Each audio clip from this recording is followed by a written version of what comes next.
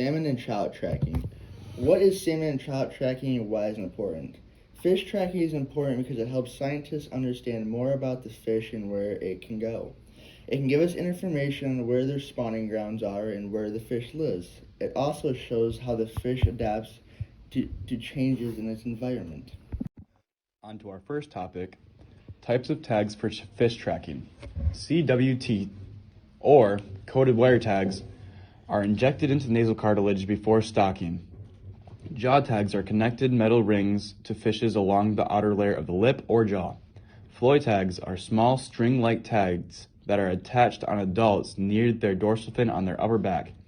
Disc tags are small discs that are placed outside of the fish's body near their dorsal fin. Acoustic telemetry is a little chip that is surgically put into the fish.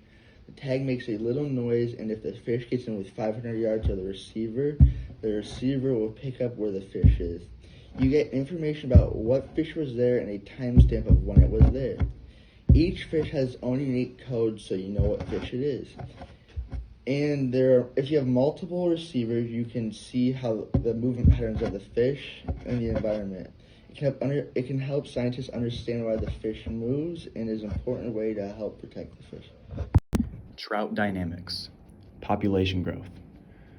Trout have been declining due to land development, overfishing, and water pollution, and many other things. Distribution of areas. North America, Northern Asia, and Europe. Effects of moving patterns.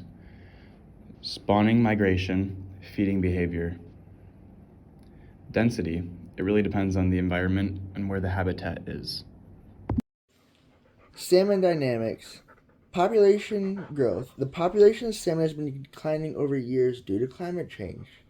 Density of salmon, which is how many can live in one environment, depends on the environment and the habitat. Distribution of salmon is North America, Europe, and Baltic. They live in freshwater, rivers, and streams, and even oceans. Effects of movement patterns. Dams could cause it so that the fish can't go back to where it was born to spawn. Salmon and trout habitats. Salmon and trout habitats are required to have flowing and cool, clean water. Salmon rely on pool and riffles. Pools are deep, slow-moving, where they can hide from predators. Riffles are shallow, fast-moving water at the bottom with gravel and rocks, so they can lay their eggs. Some salmon migrate to the ocean to get bigger, and at the age 3 to 5, they will go back upstream and spawn. Trout will either stay in the freshwater, and some will go to the ocean, but they will still spawn in freshwater. Salmon and trout that are in the Great Lakes will just stay there. They will not go to the ocean. Climate change. Warmer water affects salmon and trout because there is less oxygen. And in colder water, there is more oxygen, so it's easier for them to survive and thrive. They rely on snowpacks to melt and deliver cool, clean water in the summer. But with less snowpacks, there is less cool, clean water, which means there will be warmer water, so it's harder for the salmon to survive. Migration. Salmon migrate through July to December. Trout migrate in the fall. Most salmon are born in freshwater streams or rivers, and some of them migrate to the ocean to get bigger. Some species like pink, chum, and sockeye salmon may spend their whole lives in freshwater. Once they are 3 to 5 years old, they will return in the river they were born in to lay their eggs. Trouts are like the same, but lay their eggs in redds, which is river gravel. Human effects on salmon and trout. When salmon and trout are raised on farms, they are released into the wild. It affects the population because there is less genetic diversity due to selective breeding.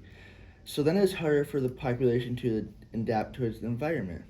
Decline in salmon and trout populations are due to overfishing, dam building, and pollution. Pollution affects them because it reduces growth and they have a better chance of getting diseases. Habitat destruction also affects migration and increases pollution. How to protect salmon. One way is to plant new vegetation because it gives shade and helps protect against predators. Leave natural plant vegetation. Leave animal wildlife where it is. Keep pets and livestock away from the water.